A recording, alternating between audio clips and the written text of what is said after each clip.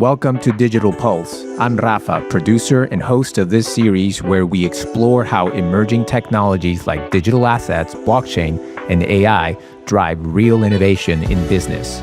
Each episode is crafted using a fully AI-enabled workflow. I'll now hand it over to my AI co-hosts to take you through today's episode. Thanks, Rafa. Welcome, everyone, to another Digital Pulse Deep Dive. Today, we're really getting into the future of digital ticketing, 2030 and beyond. You know, for years, we've talked about digital tickets, but mostly it's just been scanning a PDF or a QR code from our phones. But let's be honest, that's just paper-made electronic, isn't it? It's sort of digitized, not truly digital.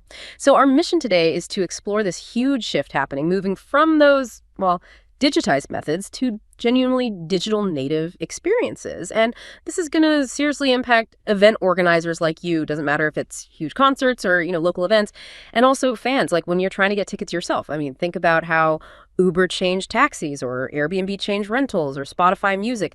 Ticketing's finally catching up, making that same jump. So you use that term, digital native. Why is that distinction so important? Can you break that down for us? What's the real difference? Yeah, it's a really fundamental shift. Digitized just means, like you said, scanning an old paper process onto a screen. But digital native, that means the ticket is born, it's traded, it's validated, even remembered, all inside a secure mobile wallet. Okay. Think of it like ripping a CD to an MP3 versus, a song living natively on Spotify. One's just a copy. The other is part of this dynamic connected system. Right, that makes sense. And the really fascinating thing is, once that ticket lives in a digital wallet, it instantly opens up, three powerful new horizons. These benefit both the event organizers and the attendees, the fans. Okay, what are they? So first you get pre-event intelligence. Imagine true fan waiting rooms. Instead of bots just clicking fastest, these rooms reward actual human stuff, like quizzes, maybe social proof, even liveness checks to prove you're real. Interesting. So organizers get better data, connect with real fans. Exactly. Real relationships, not just anonymous clicks. Second, in-event engagement becomes possible in real time. Picture getting a push notification, maybe offering a seat upgrade right then. Oh, cool. Or a special offer from a sponsor. Or even a fraud alert before someone dodgy even gets to the gate. Wow. Okay. That improves the experience and security. Definitely. And third, there's post-event value. The value doesn't just vanish when the event ends. What do you mean, like souvenirs? Sort of, but digital. Think authenticated collectibles, loyalty badges stored in your wallet, even automatically managed resale royalties for the artist or organizer. By 2030, fans are absolutely going to expect these kinds of ongoing features. That future sounds way more integrated, but what's making it possible? What are the digital rails for this? What tech is groundbreaking here? Okay, so the bedrock, the foundation, is open ticketing APIs. That's application program interface. APIs, right. Think of them like the rails allowing different digital systems, say the ticketing platform and a music app, to talk to each other instantly. It's a bit like how open banking laws have shaken up finance. Okay. So like your example, an organizer could sell a special pass, maybe a soundcheck access, directly through a fan's Spotify, because the systems can just talk. Precisely. That kind of seamless integration is the goal. That's a huge leap. But I mean, how do we handle privacy and security and all that if everything's connected? Great question. That brings us to self-sovereign identity, or SSI. SSI. It's a method that really focuses on privacy.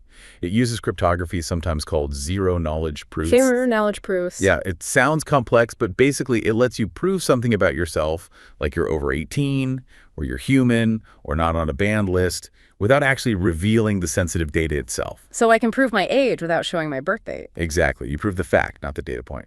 And speaking of tech, AI gets interesting here too. Right now, bots use AI to scalp tickets, right?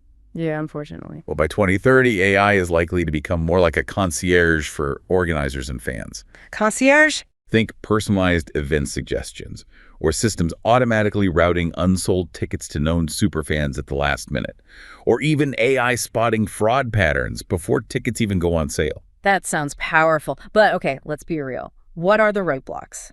Especially with the big ticketing companies now, the intermediaries controlling all those PDFs, their whole model seems vulnerable. It is. Their value based on controlling PDF supply chains, that's going to plummet.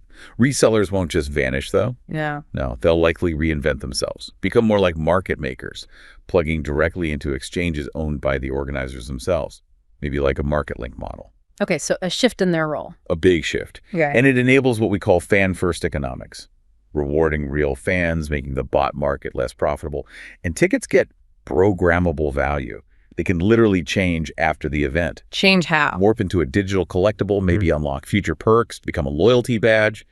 The rules are coded in. And verifying all this, who's who and is the ticket real? Right, it's two parts. Biometrics, maybe through your phone and wallet provider, verify the person. But for the ticket itself, we use distributed ledger technology, DLT proofs.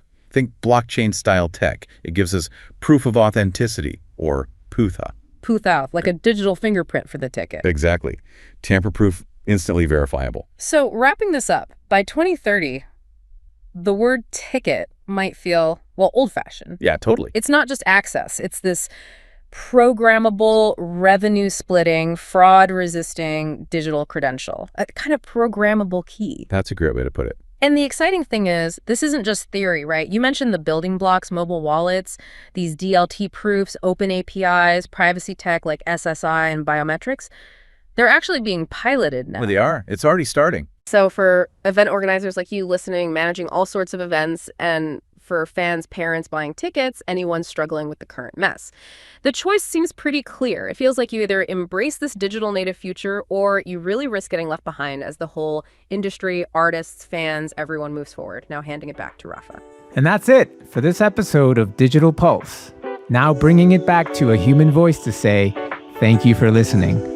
Remember to subscribe and follow Digital Pulse. Real insight, zero noise.